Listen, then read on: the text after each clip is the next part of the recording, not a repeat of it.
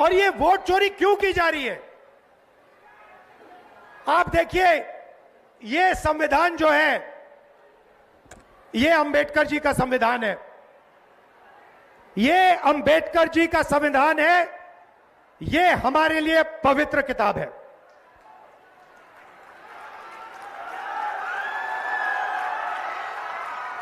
इसको दुनिया की कोई शक्ति नहीं छू सकती है। इसमें लिखा है हिंदुस्तान में एक व्यक्ति को एक वोट मिलेगा। इसमें कहीं नहीं लिखा कि एक व्यक्ति को 2 वोट मिलने चाहिए, 3 मिलने चाहिए, 5 मिलने चाहिए और दूसरे को वोट मिलना ही नहीं चाहिए। मैं इलेक्शन कमीशन से पूछता हूं, इसमें लिखा है कि एक व्यक्ति को एक वोट मिलेगा। आपने 65 लाख वोट बिहार में क्यों काटे? आप संविधान पर आक्रमण कर रहे हो। बिहार में हजारों लोग हमसे मिले, हजारों लोग मिले, कहते हैं भैया हमने तो वोट किया, 3-4 बार वोट किया, हमारे पास सारी की सारी आईडी है, हमारा वोट काट दिया। हजारों लोग से मैं मिला हूं। यहां पे जिंदा लोगों को मार दिया। और आप देखिए किसको मार रहे हैं, आप देखिए किसका वोट कट रहा है। मैं आपको बताता हूं, दलितों का वोट कट रहा है, पिछड़ों का वोट कट रहा है, ईबीसी का वोट कट रहा है, अल्पसंख्यकों का वोट कट रहा है। मतलब हिंदुस्तान के गरीब लोगों का वोट कट रहा है। अंबानी का नहीं कट रहा, अदानी का नहीं कट रहा,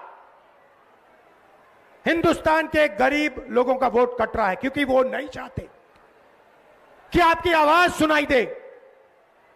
वो नहीं चाहते कि आप अपनी जमीन की रक्षा कर पाओ। वो नहीं चाहते कि आप पेपर लीक के सामने खड़े हो पाओ। वो नहीं चाहते कि आपके बच्चों को रोजगार मिले, इसलिए इस पर आक्रमण कर रहे हैं। भाइयों और बहनों, इसके बिना हिंदुस्तान के गरीबों के पास कुछ नहीं है। जो अधिकार आपको मिले हैं वो इस किताब से मिलते हैं। और ये कोई नई किताब नहीं है, इसमें सोच जो है हजारों साल पुरानी है। यहां पे स्टालिन जी आए, इसमें पेरियार जी की सोच है। यहां पे वेणुगोपाल जी बैठे हैं, इसमें नारायण गुरु जी की सोच है।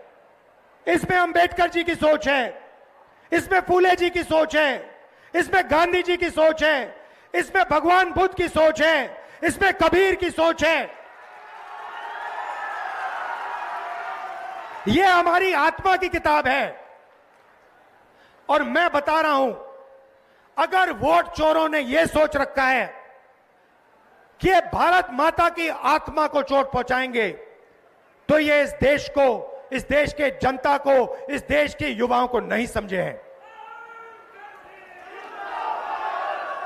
भाइयों और बहनों, मैं आपको गारंटी देके कह रहा हूं, और अच्छी तरह सुनिए, नरेंद्र मोदी वोट चोरी करके चुनाव जीतता है। नरेंद्र मोदी वोट चोरी करके, वोट कटवा के, वोट बढ़ा के चुनाव जीतता है। और नरेंद्र मोदी और अमित शाह की मदद हिंदुस्तान का इलेक्शन कमीशन करता है।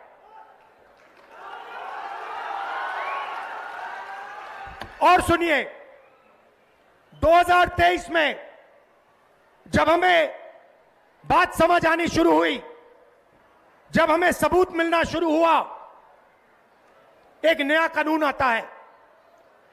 लोकसभा में, राज्यसभा में चुप्पे चुप्पे एक नया कानून आता है, पास हो जाता है, किसी को नहीं पता, दिन में पास किया जाता है। पता है क्या कानून था?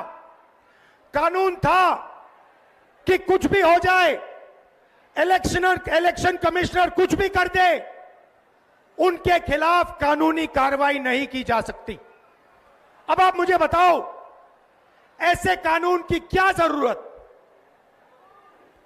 अगर ईमानदारी से इलेक्शन कमिश्नर काम कर रहा है तो ऐसे कानून की क्या जरूरत? भाई और बहनों, किसान को पीटकर जेल में डाल देते हैं, मजदूर को 2 जूते मारकर जेल में डाल देते हैं, युवा पेपर लीक के बारे में धरना देता है, लाठीचार्ज होता है, अंदर कर देते हैं, एफआईआर लग जाते हैं, मगर हिंदुस्तान के इलेक्शन कमिश्नर के खिलाफ कोई एफआईआर नहीं कर सकता है, कोई कानून नहीं एक्शन ले सकता है। क्यों? इसका एक ही कारण है, ये लोग नरेंद्र मोदी की वोट चोरी में मदद कर रहे हैं।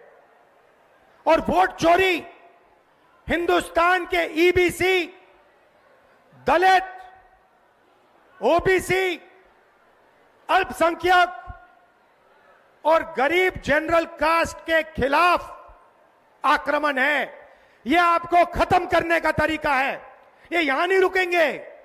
आप ये मत सोचो कि भैया वोट ले लिया तो क्या हुआ, इसके बाद राशन कार्ड जाएगा, उसके बाद जमीन जाएगी, और जो आजादी से पहले समय था जहां आपका अपमान किया जाता था, आपको कोई अपॉर्चुनिटी नहीं मिलती थी, आपको शिक्षा नहीं दी जाती थी, आपके माता पिता, उनसे पूछिए आजादी से पहले क्या होता था।